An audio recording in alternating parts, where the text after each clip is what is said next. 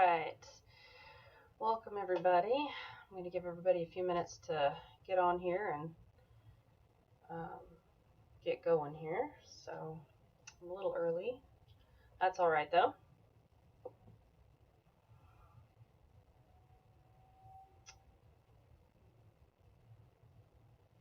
Hope everybody's week was good over this weekend.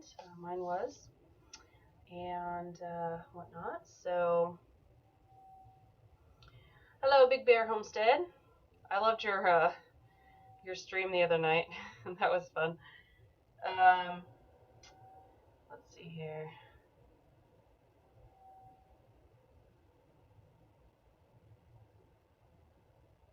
All right. I'm going to give everybody just a few more minutes to jump on. Let's see. Not good at small talk. Around here, we're just kind of getting everything wrapped up and ready for winter. I am just kind of closing things up shop early this year, just because my husband has his shoulder recovering, and this winter I'm going to try and have the minimal amount of things to take care of this winter. I'm going to be downsizing my rabbitry. I'm only going to keep so many over the winter time and things like that. So anyway, can you guys hear me and see me okay? Not too much buffering, I hope. Let me know if there is.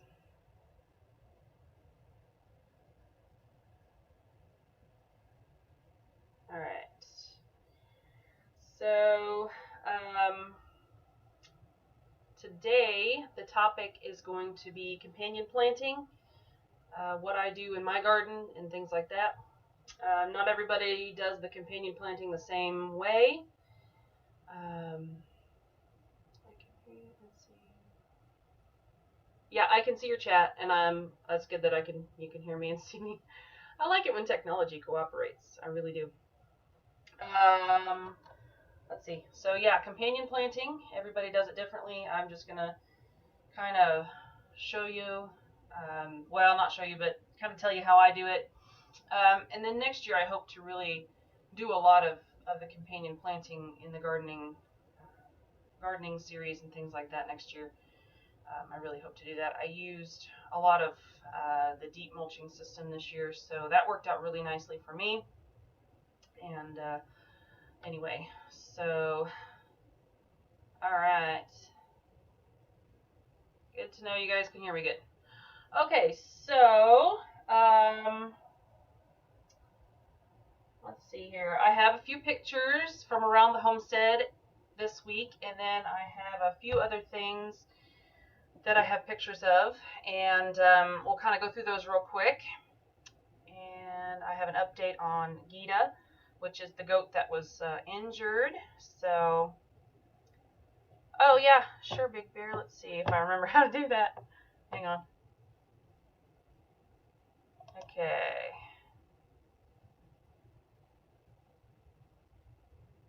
All right. There we go. You are now a moderator, Big Bear. Oh, cool. Thanks for the sub, Big Bear. Appreciate it. All right. So, let's see. Now, last week this didn't work, so I'm really hoping it does. I think I've got all the kinks worked out on the picture aspect of it. Okay, so can you guys see that picture?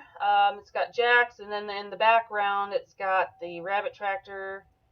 It's a picture showing kind of how I do my rabbit tractor system. Let me know if you guys can see that, and then I'll continue on so I'm not kind of blabbering without you all seeing what I'm talking about.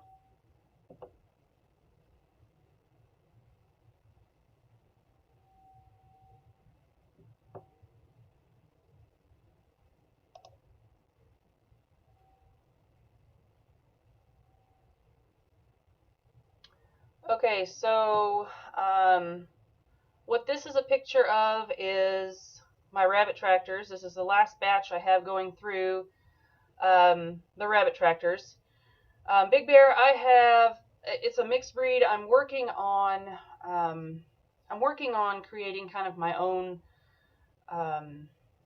rabbit one that's going to do well on the pastured systems, that's going to grow well, that's going to be vigorous and parasite resistant and things like that. I'm 5 years into my project, and I'm getting some pretty good results as to the rabbits they're responding really well to the grass-based system. And I started with rabbits that had been raised commercially for years, so I'm starting to see some really good results. What I do is, I don't know if you can see my mouse or not, but right there where Jax is standing, that is a mowed yard. That's the part that I mow. And then the taller stuff I have left unmowed. So basically what I have is a giant square that I leave, and every time I mow, I just leave another swath unmowed. And by the time the rabbits get to it, it's nice and lush and full like this. And it's got a lot of nice mixtures of grasses and legumes and different things in it that the rabbits really like. They will choose, as Joe Salatin calls it, they'll choose their ice cream first, which is the things they like the most, and then they'll eat the things that they don't particularly like. Every morning, this is the first thing I do, is I move my rabbit tractor before I feed and water them. I move it so that way their green intake is much greater because they do prefer their pellets. Yes, they love their pellets, but this way their green intake is much greater whenever they... Okay, what's my... Okay. All right, next picture is also of the rabbit tractors. This is kind of a bigger view, and that's Mia right there. She's kind of blocking the rabbits, but... Oh, sorry, Big Bear, to answer your question, I started with crossing my Flemish Giants and my New Zealands and my Californians. Those are the 3 breeds that I have crossed, and now I choose based on what fits my criteria. And I do have a video of how I select my rabbits if I'm going to keep them for breeding. This is, since I am kind of trying to create a breed that works, or create a rabbit that works really well on pasture, I do keep very detailed records so that I can kind of keep track. After I kind of have my system set up, I may not be as detailed in my recording data and things like that. Hello, Wendy Benjamin. Nice to see you. All right, next picture is of my billy goat. He was being silly. He is in rut now, so he is in love with anybody and everything. And that's Jalapeno. He is silly. Okay, next picture is of the tomato worms that I found in my garden. And I just thought this picture turned out pretty nice, so I thought I'd show you. I did a kind of a hide and seek video on these guys the other day, a couple weeks ago. See if you could find it, kind of thing. And then the next pictures are of some of the chickens that I have been raising. They are a heritage breed. They are the salmon faverolles. And I'm really falling in love with this breed quite a bit. Okay, there we go.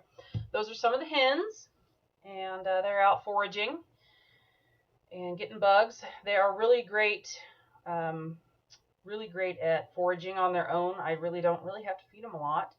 They're very docile. They're very sweet. Those are the hens. And there are a couple of the roosters. The roosters are being exceptionally shy that day, so I didn't really get a very good picture of a lot of roosters, but and these are still juvenile, so their full plumage is not in yet. They will be a lot more beautiful once they get a little bit older. The roosters have grown very well. These are considered a dual-purpose breed. Big Bear, it is the salmon faverolles. And they are listed on the Livestock Conservancy's website as endangered, or no, excuse me, they're not endangered, they're critical, they're on the critical list. So I'm going to, the goal is to eventually be able to raise this breed and hopefully work with it and maybe have a nice sustainable flock and with that breed. Okay, it shows that I'm having some bad video. What picture can you guys see right now? The one I have you seeing is of the hens.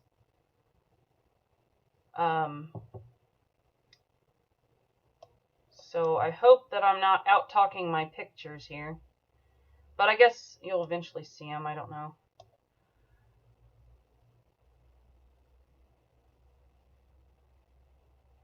Are they on the arc of taste? I'm not sure what that means, Big Bear. I have not consumed them, if that's what you're asking. I do plan on consuming a couple of the roosters to see how they taste, but I want them to get a little bit bigger so I can choose which roosters I like better. So, okay, so you can see, one of you says you can see the hens, one of you can see the roosters. Okay. All right, the next picture is of a rooster and a hen. And this one I got their, kind of got their attention. And that's what they kind of look like. As you can see, the rooster, he's still getting his plumage in, so he's not as beautiful as he would be. And then I have a picture of one of my barred rock hens. She was in there dust bathing in the box that I provide for them. And these are some pictures I was going to show you earlier, but I just now figured it out, so I figured I'd go ahead and show them to you since I took the time to get them on there. Oh, slow food. Okay, thanks, Big Bear. You know, I don't know, since I might have to, yeah, I'll have to check that out. Yes, they do take a little bit longer to feed out. If you're going to be feeding them out than, say, the Franken chickens, the Cornish crosses. So, alrighty. Now, for the update on Miss Gita, I'm going to show you a picture of, hang on, let me get that one off there. If you haven't seen the video of her, I did a video of her when she first got hurt. And there she is. That's what she looked like whenever she first got her horn ripped off. Everything's in sync. Okay, because what I'm seeing, you're just seeing the roosters. And I've got the picture of Gita up here. So maybe it's just the delay. I don't know. Okay. So, there's Miss Gita. And that is what she looked like the day of her injury. And the next one is going to be of after the vet got done taking care of her. At this point, she was knocked out. she was still on her sleepy meds. And oh yes, sorry, I forgot. I have a picture of her horn. The picture is of her horn. How I found it. There's her after the vet got done taking care of her. And there is the horn. That's how I found it. I don't know how on earth she managed to do that, but that is how I found her with her horn stuck on the fence. I don't know. Sometimes I think goats try to have the most creative way to injure themselves sometimes. Oh, good. Okay, I'm glad. Thank you, lovely Lovejoy. Good to know. All right, and there's her horn. Okay, so I've got a couple pictures of her and her healing. This is Miss Gita today. I just took these this morning. She's was out and sassy and just being a good girl, really. Okay. And then there is Miss Gita. There's the top of her horn. That's what it's going to look like. They are going to grow back. She's just going to have some funky looking horns when she gets older, but that's okay. Wendy, I love my goats too, and my poor little girl. It was almost a little bit traumatic for me as well. I've never seen a goat do that before. I've seen them get their head caught in the fence and everything, but sheesh, I've never seen them rip their horn off. I've seen pictures, but I've never actually seen them rip their horn off. Yes, she does have lots of personality, Big Bear. Okay, so I mentioned in one video that I have that I am going to be keeping one of my goats, and I wasn't planning on keeping her, but I have decided to, and she needs a name. So I have been taking names from the video that people have suggested, but I would like you guys to give me a name. And with my goats, I like to have kind of a Viking theme to the names of my goats. So if you have a kind of Viking themed name, please leave it in the comments. I have Astrid, and I have Gretchen, I have Gita, and now she needs a name. So yeah, you guys help me out with a name. That would be great. I've got a lot of good suggestions so far, and what I'm going to do is I'm going to put them all in a hat and draw one, because, you know, I will keep them for later references and naming. So anyway, those are the pictures that I had for you guys today. Alright, okay, so those are some of the pictures that I had for you of things that have been going on around here. I've been outside a lot, and the weather has not been great. We've been having a lot of rain and things like that, so I haven't done a lot of videos, and I do apologize about that, guys. I'm trying to get everything wrapped up and together, and I figured since I'm doing the once weekly live shows, I can give you updates and kind of let you know what's going on. But here soon, I hope to really get back into the making regular videos. So, oh, I like it. Very cool. I like some of those names you guys are coming up with. Big Bear, I am located in central Missouri. Columbia is the nearest large city to me. It's 30 minutes away. So that is where I am located. Alright, so it's time for the books. And this week, since this topic is kind of, you know, kind of specific, I have 4 books for you this week. And they all are kind of essential, so I just decided to go ahead and show you all 4 of them. And some of these I've already talked about in a couple of other videos, but if you haven't seen those videos, this one is called Great Garden Companions. It is, if you do the companion planting system, it's a really good read. It's not boring at all. She does a very good job at explaining everything she does. It's by Sally Jean Cunningham, and I got my copy off of Amazon.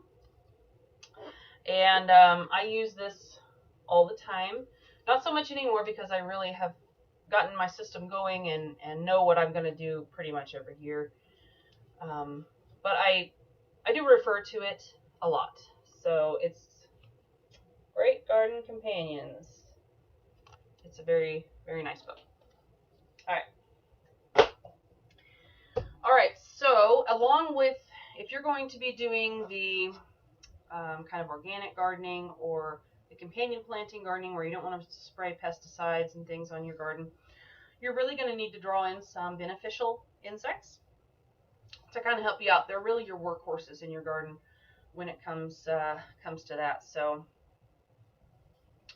What got me into homesteading, Big Bear? I was born into the lifestyle, and I've loved it ever since. The only time I have not been doing anything homestead related, well, I guess I shouldn't say that. My husband was stationed in California, and we lived in California on Camp Pendleton for 4 years. I had a really, itty bitty little garden in the back, and then I had a flower garden in the front that I hid some vegetables in. You weren't really supposed to do that, but hey, a fresh tomato is a fresh tomato. So,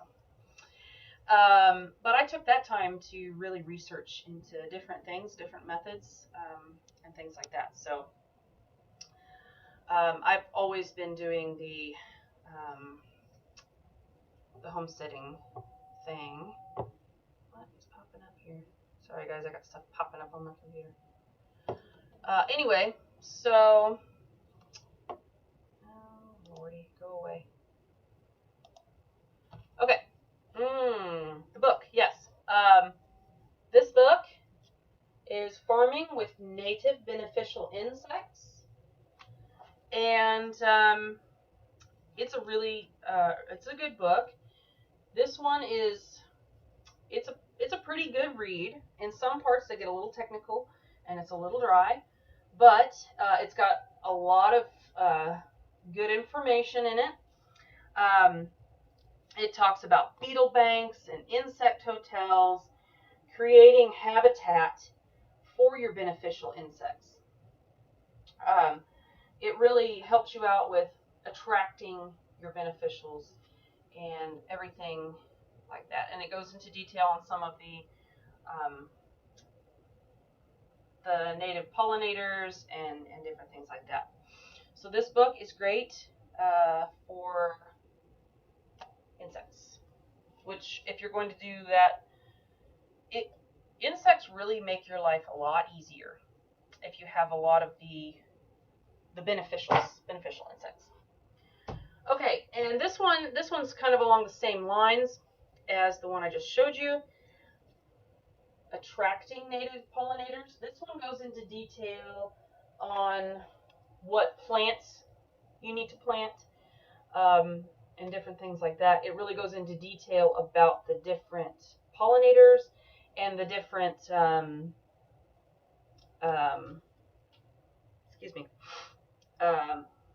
bugs, beneficial bugs, and things like that. It breaks down common problems that you might have in attracting your native pollinators. It explains each insect individually. And then it also breaks it down into regions of the United States. So it doesn't matter what region you're in, this one will help you out. The other one, it does. The other book was written by somebody in Missouri, so that kind of Midwest area. But it will work for any particular part of the country. So that one's a great one. Also, now this, Attracting Native Pollinators, it's more of a technical book, so it's not really a very fun read, but it's got a lot of really great information. It's one of those books you can go to a specific problem you have, look it up, and then read about it. It's not one you're just going to want to sit there and, ooh, that's kind of interesting. It's a little dry, but it's good nonetheless. Caring for your pollinators and your beneficial insects, like I said, will really help you out. Okay, so the last one I have, and I will admit I haven't read this one all the way, but what I have read I really do like. This is a newer book, and it's by the Sayre Company.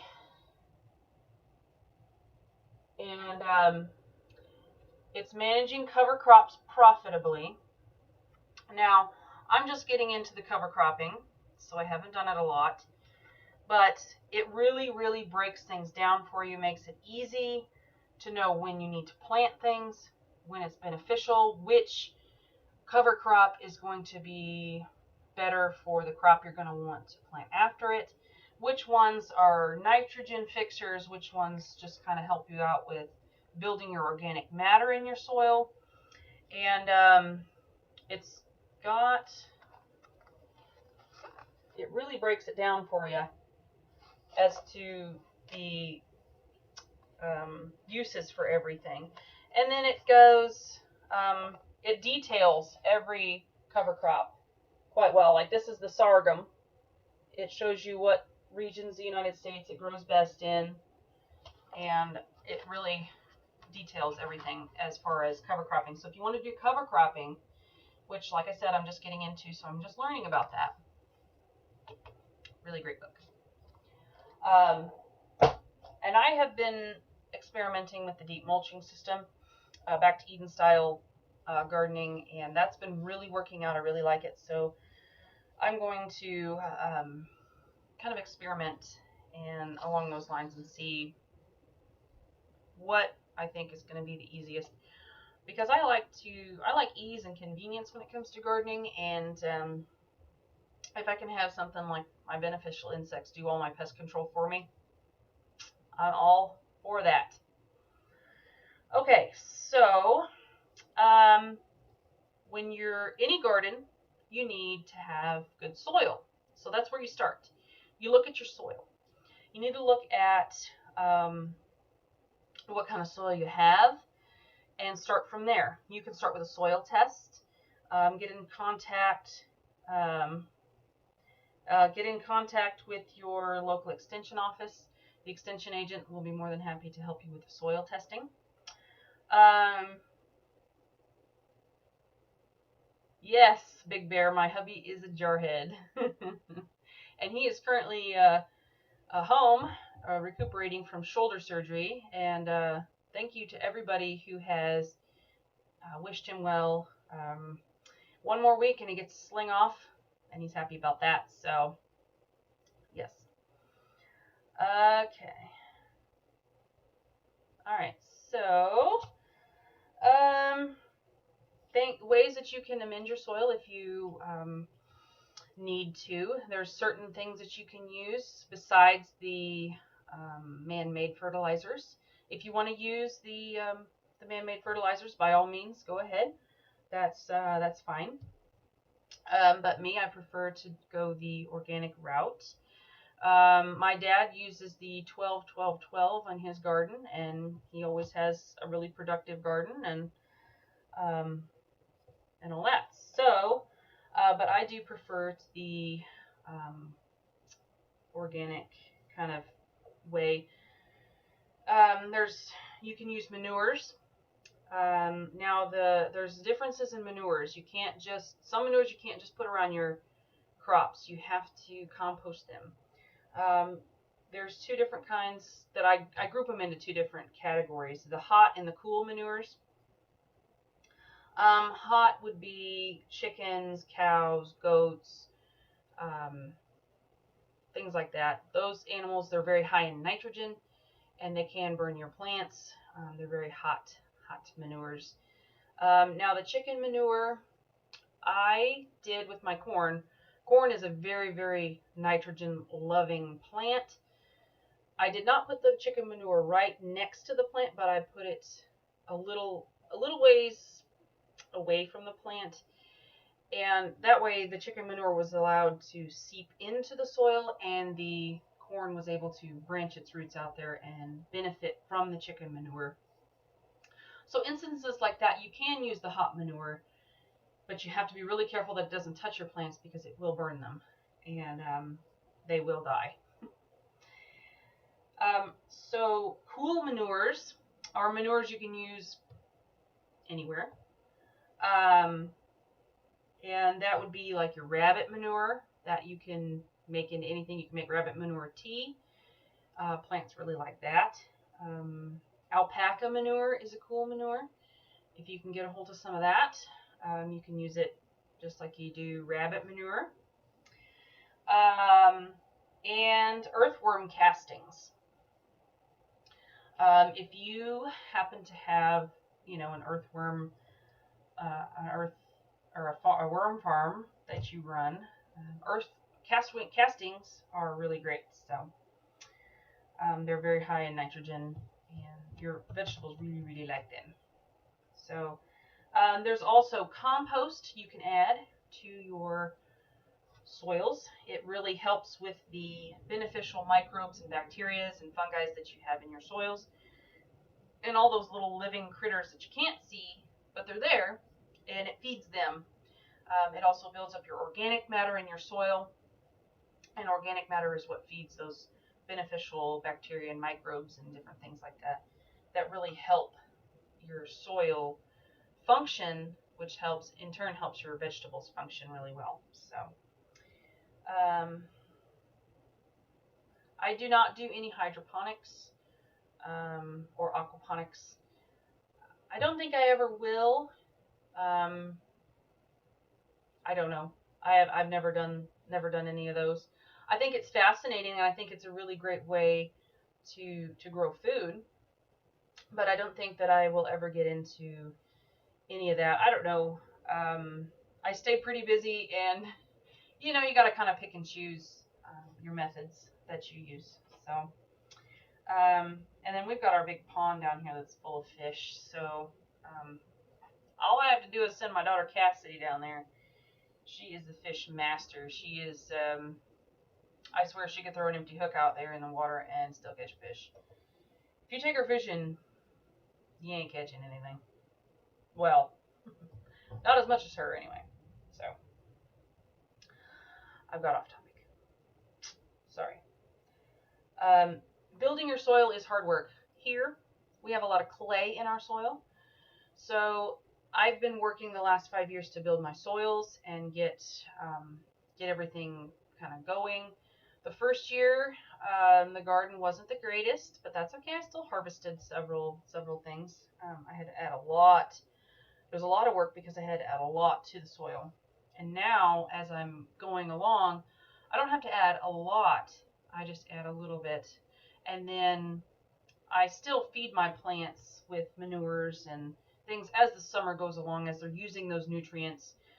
Some of the heavier feeders, you really gotta feed them a little bit more with like manure teas or different things like that. So, or just putting manure around the base, like rabbit manure or something like that.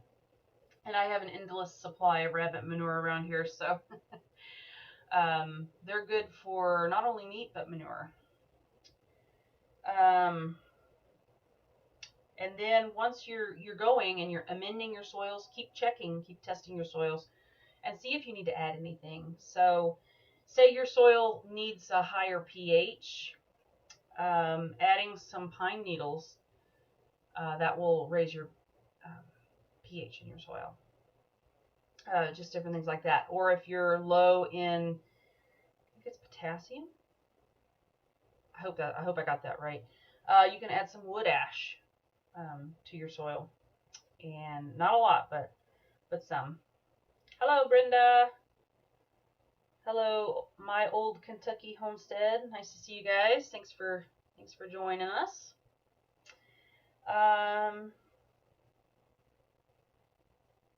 And like I said, your local extension agent can help you out with a lot of that. I know I've mentioned before that mine, I think, she knows my number whenever I call, so. Anyway. Alrighty. Does anybody have any questions so far that they want me to answer so far? Let's see, 11:30, okay. Oh, that's okay, Brenda. I'm happy you're here. Gotta feed you, hubby. Mine has to starve until I'm done with this. Hey, Chicken Wolf Ranch. Nice to see you. Glad you could make it. Diane Lovejoy. I hope I said your name right.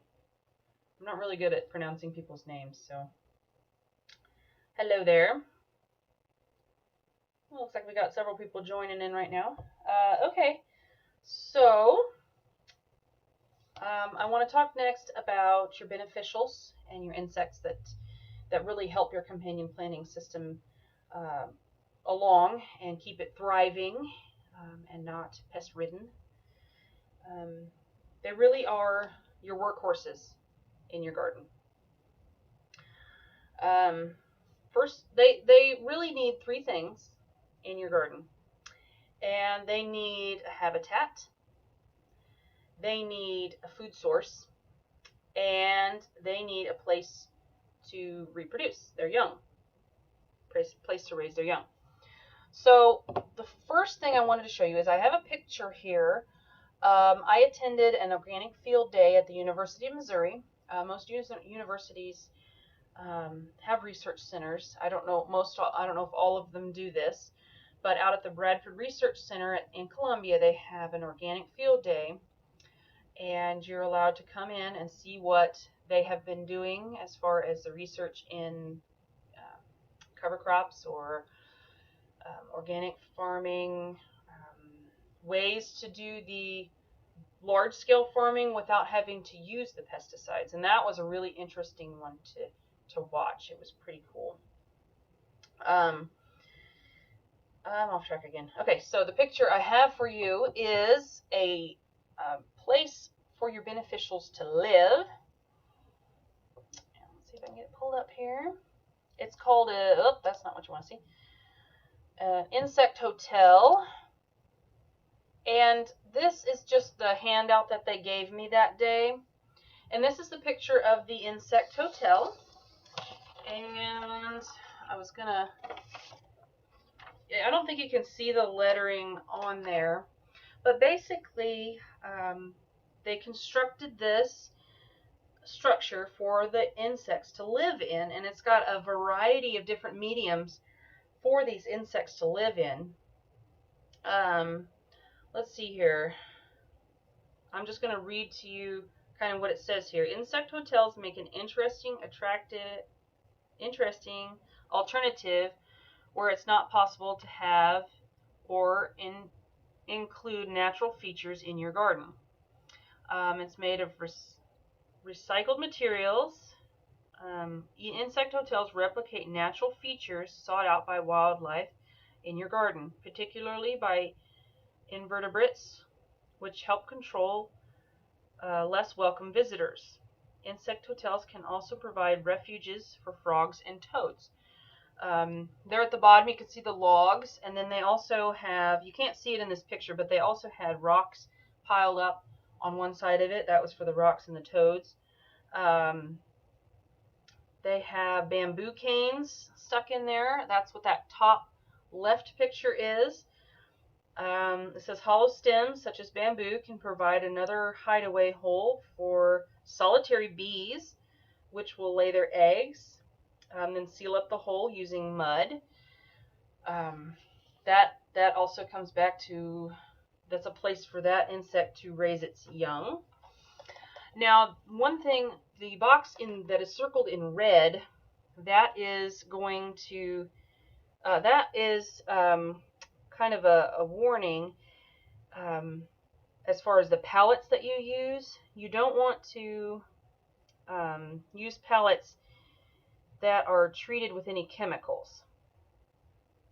And what that is it says pellets now require an IPPC logo which certifies that the pellet was heat treated or fumigated with menthol bromide. I think I pronounced that right. HT for heat treatment, MB for menthol bromide, and DB to signify it was debarked. If you cannot see an IPPC logo, then you know not to use it. While the pellet may be perfectly safe with the logo, it could also mean it was treated with chemicals. So be sure to only use heat-treated pellets when building your insect hotels, if you build one. Because the obvious reasons, the chemically treated pellets can injure or poison your insects. And the top picture, I don't know if you can see it very well, but that is the logo that you want to look for right there. Different things they have in there. They have twigs, they have old hay, they have pine cones, They have old clay terracotta pots. They have bricks. They just have a variety of different things so that many, many different critters can live in here. Now, what you can't see in the picture is there is bird netting around this insect hotel so that you don't just create a smorgasbord for birds. You also protect your little flying critters. And then that picture there at the bottom, those are logs that have holes drilled into them. And those are for some of your solitary bees, and they also rot, so those are good for your wood boring beetles that help out with pest control in your garden and things like that. So yeah, that is an insect hotel, and I am hoping to get one of those put up in my garden next year. I am still gathering materials for it, and it will be one of those things that doesn't cost me any money. So, all right, can you guys see that picture? I don't know. It's really hard for me to tell because of the delay, and it says my live streaming bandwidth is bad. So, let me know if you can see what I'm talking about, or if you're just staring into darkness, or it's buffering really bad. Please let me know. Anyway, I thought they were really cool and a neat way for you to help out your buddies. I'm going to locate mine right in the center of my garden and help out my beneficials, give them a good place to live. I already kind of create some habitats, but I think that one, building one of these will be extremely beneficial for my bugs. So let's get me back on here. Okay. Also, something else as far as habitat, beetles do play a very good role in helping with your pest control problem, beetles of any kind. Another thing that they had there that I thought was really interesting was the beneficial beetle bank.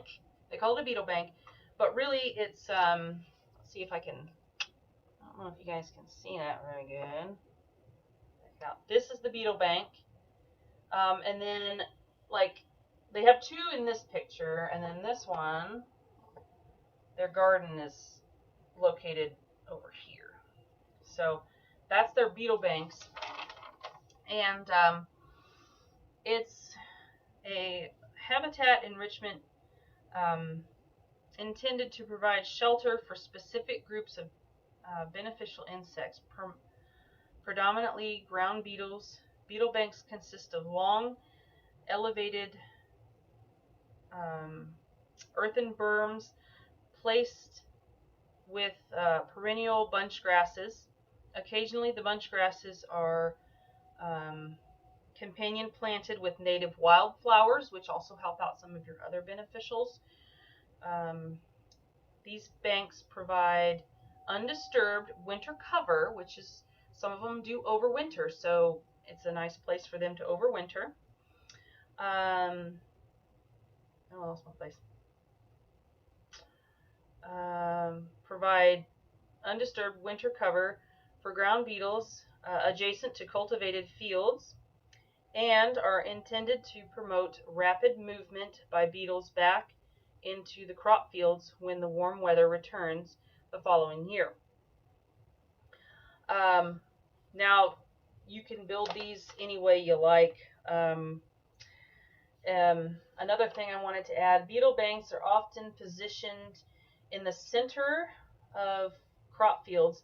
Now this one, they put these in crop fields. This was part of their, like a large crop system, like the monocrops. They were trying to research if they added the beetle banks, how much pest control that they would have. So, but it would also work for home gardens as well. And I do have a beetle bank set up for my bugs. Let's see, I got distracted.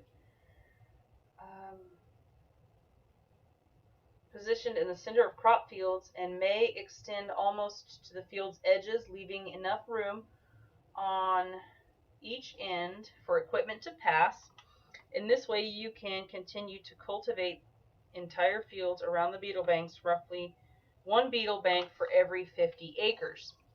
So you really only need, a small beetle bank for them to live in. So those are great to have for your beetles because they do a lot of work in your gardens. So let's see. What else did I have? I don't want to miss.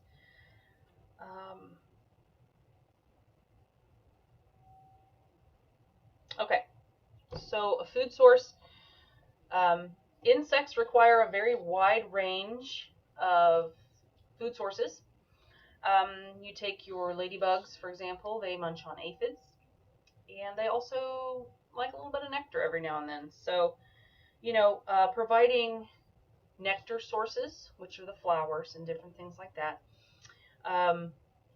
And they also, if there's not a lot of your pests, they will go ahead and that's what they can eat. So try to provide several different food sources for your insects. And then we already talked about the places to raise their young. If you want to attract a particular insect, research that insect. That's where this book will come in handy.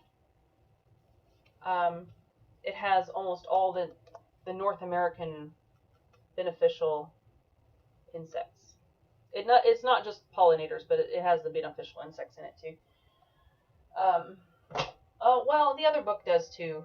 It doesn't go as into much detail as the other one, but anyway, you can research that one and set up specific homes for those. So if you don't want to put in the effort to put up the insect hotel. So, anyway, hang on, I'm going to read some comments here. I think I'm caught up. Big Bear, my hubby's MOS. He was an LEV mechanic. He was stationed with 1st LAR Division. And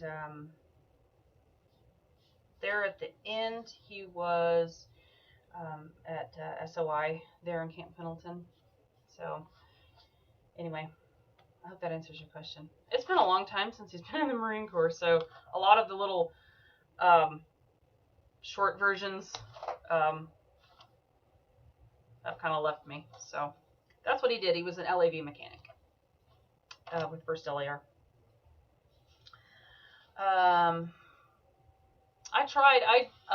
Big Bear, I really tried to get him to say hi to everybody, but he's kind of camera shy, so anyway, he doesn't particularly like being on camera. I do have him in some of the videos, but not a lot, particularly, so.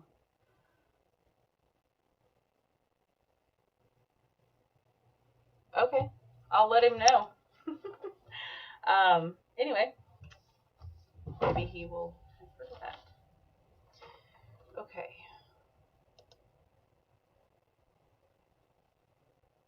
Your dad was an LIV mechanic? Is that what you're saying, Big Bear? That's cool.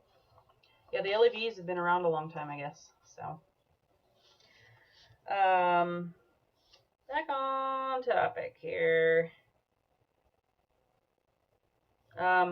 Like I said, a good beneficial insect population means less work for you. And they kind of take care of your pest problems. I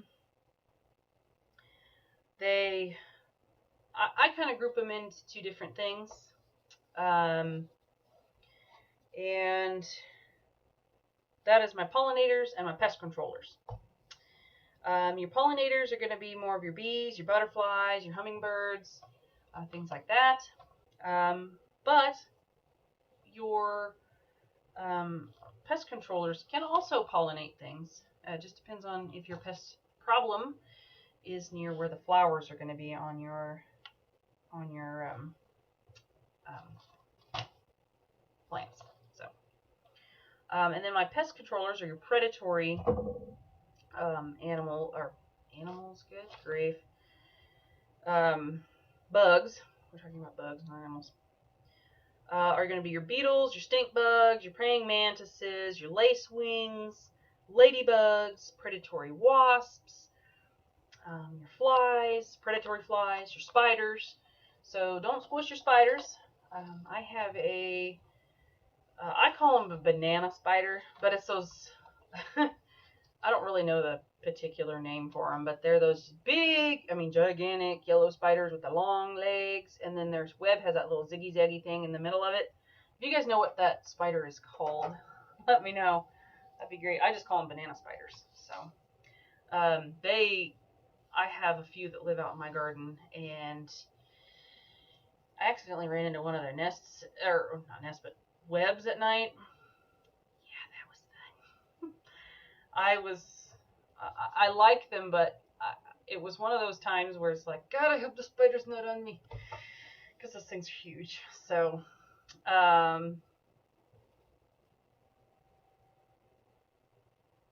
Family Roots Farm. Hello. Nice to see you. Thanks for joining in. You call it a garden spider, Chicka Wolf Ranch. I'm having trouble pronouncing things today. Sorry, guys.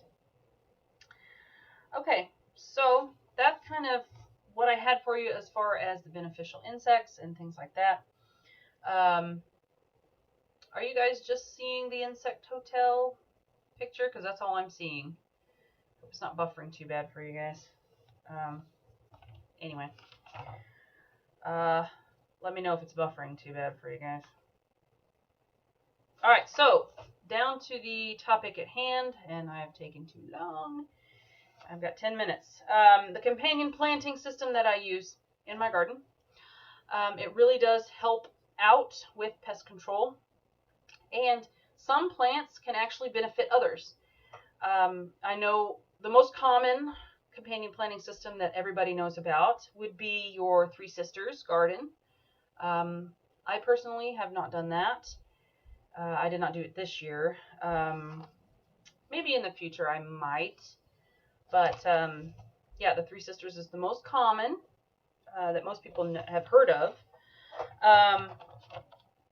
Now, a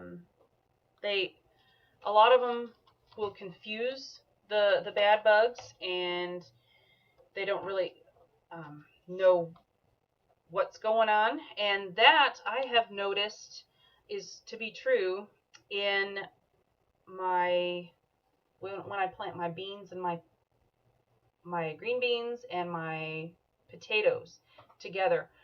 If I plant my green beans in a separate spot, I get a lot of holes eaten in the leaves and different things like that. But if I planted them together, I don't get hardly any pest issues. I've noticed that for the last 4 years, and it's really great. So those two help out a lot. And the beans are considered a nitrogen fixer, so they help feed the potato nitrogen as it grows. So everything, works out pretty good that way. Okay, so some of the groupings that I have that I plant in my garden. Now, there is an infinite combination you can use for any of this. So just do your research, really, and figure out your own things. But these are what work for me here in central Missouri. We're in zone 5. So things that I plant together in certain beds. They're going to be my tomatoes, my peppers, my eggplants, basils, marigolds, parsleys, different things like that. Those will be in when I put them in my beds. Those will all be kind of in the same bed. My cabbages, broccolis, cauliflowers, basically your brassicas. I will interplant. Since those get pretty large, I try to keep some of my companion planting to the smaller end. Onions, radishes, parsley. I usually will put some dill at the very end. Calendulas. The little short zinnias work pretty good.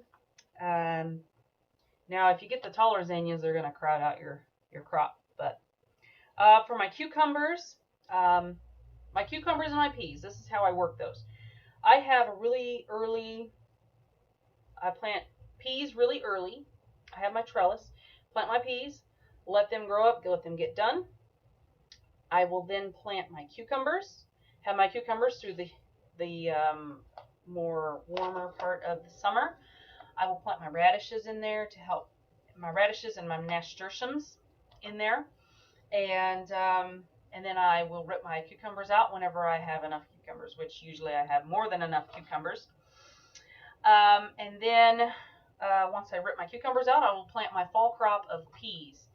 So that's what I usually do with my cucumbers and my peas. I sometimes will put marigolds in there. This year I didn't. I just did my nasturtiums. And the good grief, radishes. And the radishes that I plant in with my cucumbers, those I do save for seed, and I don't eat those. So, spider dance. What's the spider dance?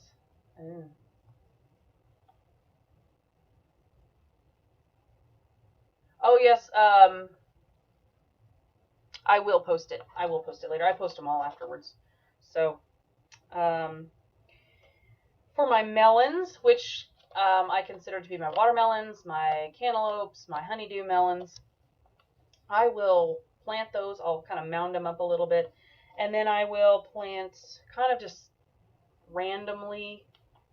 I'll plant marigolds, radishes, nasturtiums in along with them, and they grow really nicely. Kind of helps keep the bugs under control. So,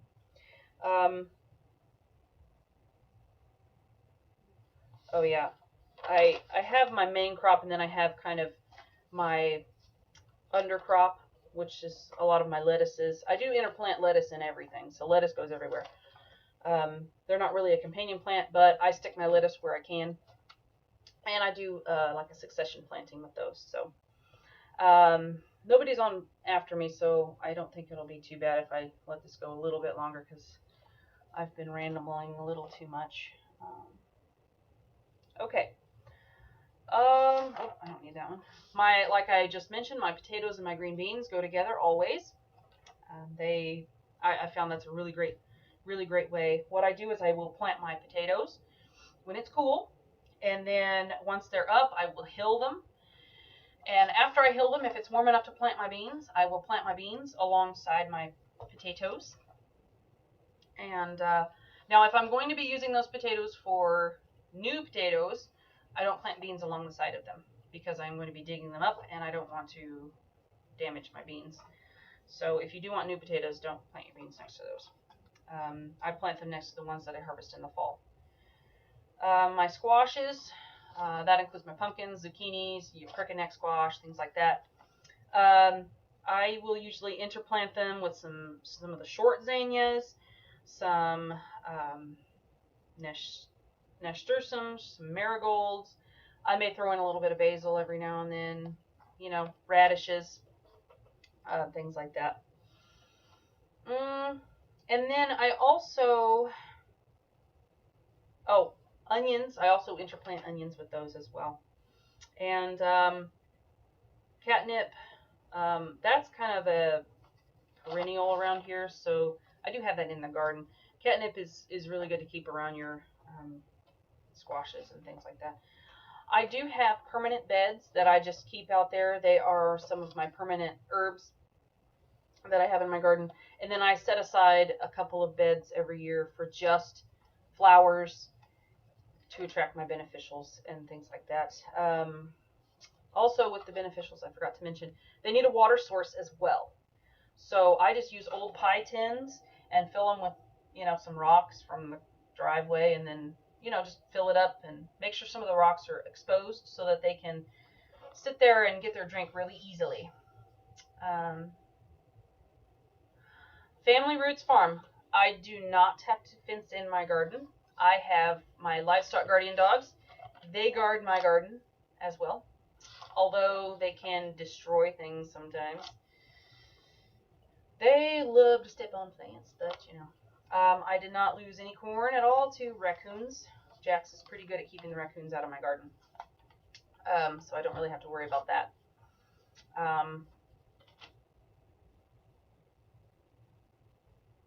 Tim, it depends on the plant.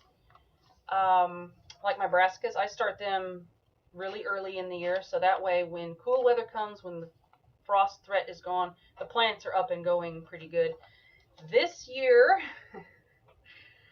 I had mice in my greenhouse, and the mice, yeah, munched on them. Wasn't happy. So I ended up having to buy a few of them. But I do start from seed in my greenhouse, and I do try to make sure that I start everything early enough so that the crop is good to go. Now, some things like my cucumbers, I direct sow. My peas, I direct sow them. Carrots, it just depends on the vegetable that I'm growing, depending. Oh, excuse me. On whether or not I direct seed them or grow them beforehand.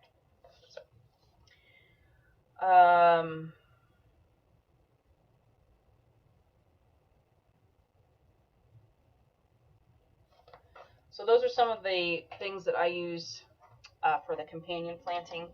Like I said, do your research. And the book, the Great Garden Companions book, really breaks it down to a beginner's level, and it's really great for that. So she's got a lot more intricate ways she does her things. I just kind of try and keep mine simple, and I group mine, and that's what I plant in each bed every year, so I don't have to try and remember it.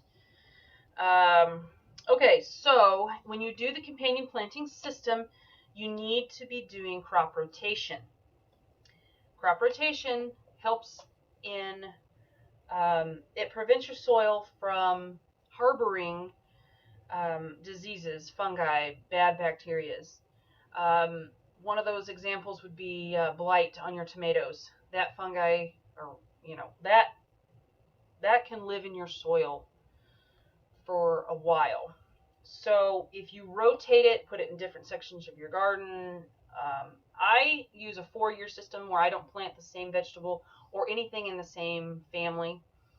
What I mean by that is, like, broccolis, cauliflowers, cabbages, they're all the same family, so they share the same diseases.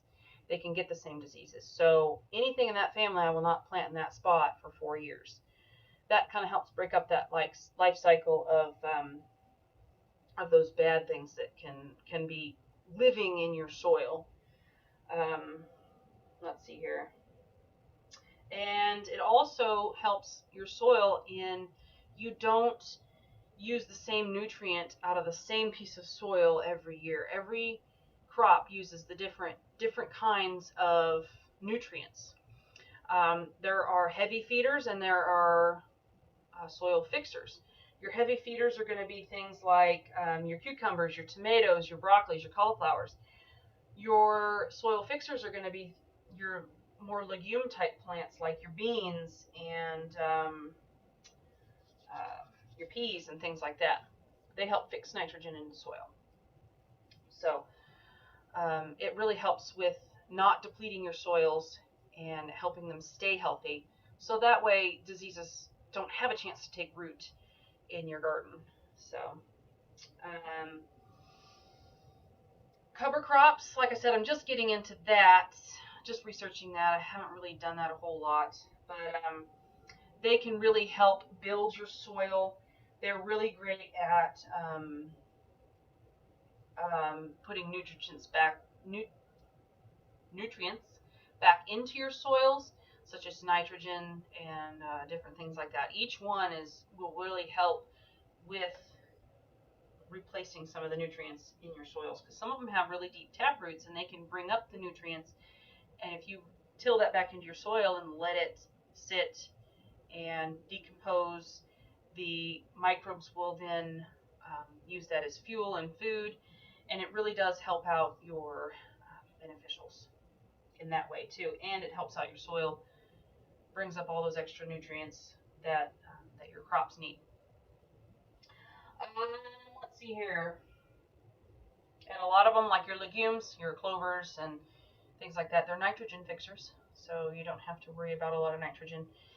If you don't have the readily sources like the manures and things, cover cropping might be a better solution for you if you don't have, say, chickens or things like that.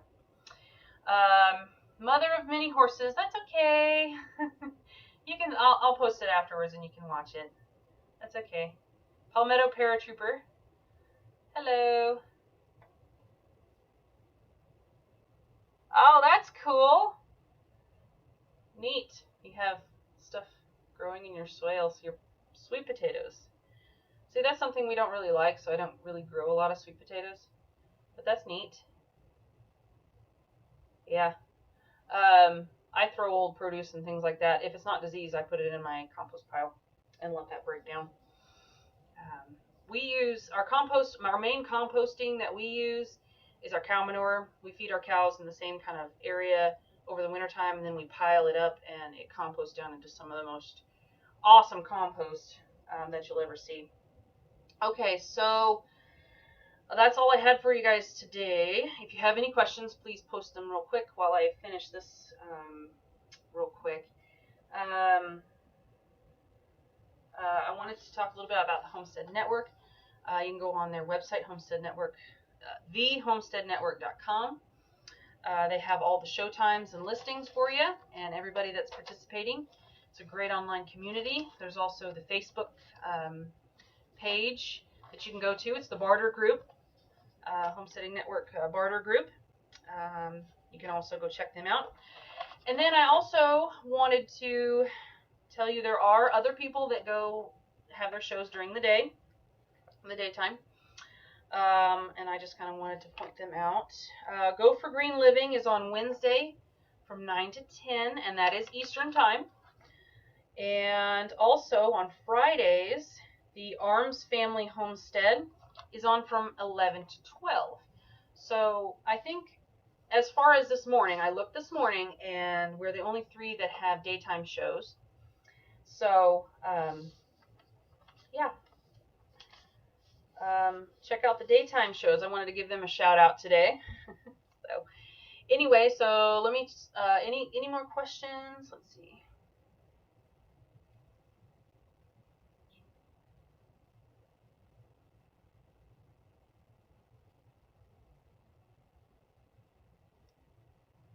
Alright. No more questions as of so far. Well, I have exceeded my allotted time by 5 minutes, and I do apologize by that, but I get off onto tangents sometimes. My time management, it will get better, I promise. Last time I think it was 10 minutes, this time it was 5 minutes. So, all right, guys.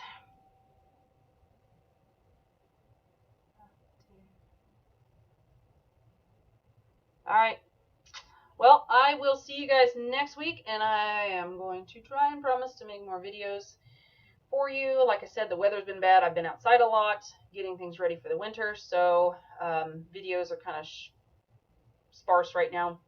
But I am doing the live things, kind of trying to keep you guys present on what's going on. So, anyway.